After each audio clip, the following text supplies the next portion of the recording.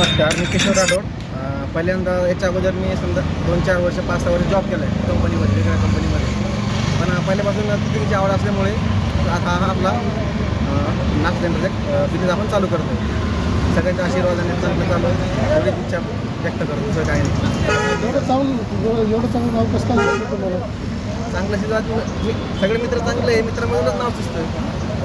सगळ्यांचा सपोर्ट चांगला आहे, मित्र सगळे घरचे कामात आलेलं मैत्रीचे कामात नाश्ते में क्या क्या रहेंगे सर अपने पास? पुढेही कामात येईल.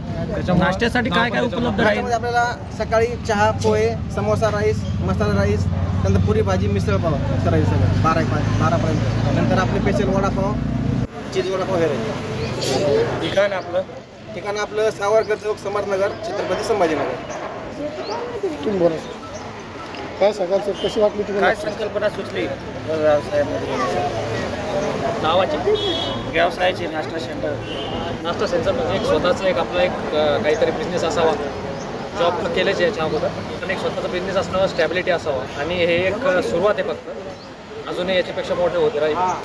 तर सगळ्यांनी एकदा अवश्य भेट द्या. मॅडम, माझं नाव सायली किशोर आहे. काय सांगाल, कशी कल्पना सुचली तुम्हाला हॉटेल टाकायची? ड्युटी करून म्हणजे ड्युटीमध्ये आजकाल की म्हणजे जास्त हे नाही. जर व्यवसाय असला की आपलं स्वतःचं इन्कम निघतं. त्यानंतर म्हणजे लोकांच्या हाताखाली काम करायची गरज नाही पडत. बरोबर. आपण आपला व्यवसाय जर असला की स्वतः मालक असतो. बरोबर. त्यासाठी क्वालिटी कशी राहणार तुमची? ती क्वालिटी छान राहील. आम्ही मस्त म्हणजे स्वतः तयार करता का? नाही, स्वतःच तयार. पॉडी आपली छान राहील आणि घरगुती समजा जे घरगुती आपल्याला भेटतं ते सगळं मला घरगुती सारखं पदार्थ मिळेल. क्वालिटी आणि हायजीनवर विशेष आहे. बोला. किशोर सर हे आमचे खूप जुने मित्र आहेत. तर त्यांनी जे काही सर्वांच्या मैत्रीमधून जे काही छानपैकी असं दोस्ती नाश्ता सेंटर चालू केलेले आहे, तर त्यांना अगोदरपासूनच खूप चांगल्या पद्धतीनं घरगुती आपले काही वस्तू असतात जे खाण्याचे वेगवेगळं पक्वान्न तयार करण्याची खूप छंद आहे. आणि त्यांच्या हातचे मी 2-3 पदार्थ खाऊन पण बघितलेले, जसं की आलू भजे असतील, त्यानंतर सँडविच असेल, त्यानंतर भजे असतील. तर हे खूप छान पद्धतीनं बनवतात. त्यामुळे त्यांनी असं जॉब किती दिवस करायचा, तर जॉब करून करून जो काही बेनिफिट आपल्याला पाहिजे तो तेवढा वेळ आपला जातो, पण तेवढ्या मोबाईल आपल्याला मिळत नाही.